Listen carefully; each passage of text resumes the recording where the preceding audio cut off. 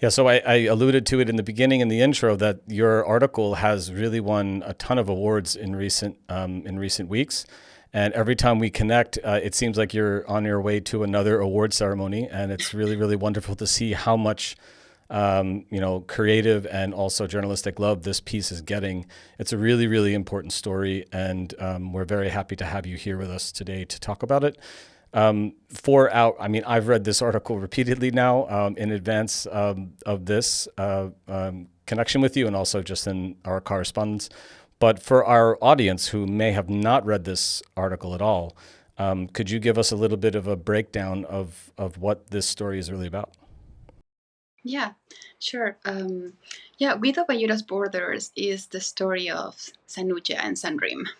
They are a lovely couple who come from Sri Lanka, and Sanrim made the decision to leave Sri Lanka to go to Europe and, find a way to get a better life for his family back home.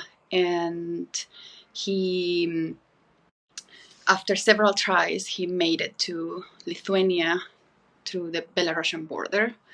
And, like the situation in the Belarus border, like he had to go through multiple pushbacks, but he made it to Lithuania. And when he made it to Lithuania on the third day of being in Vilnius, he got pushed back another time. And he found himself back in the forest without water, without backpack, without food. And he sends a last message to his wife, Sanooja, saying basically, no water, I think I'll die, I love you.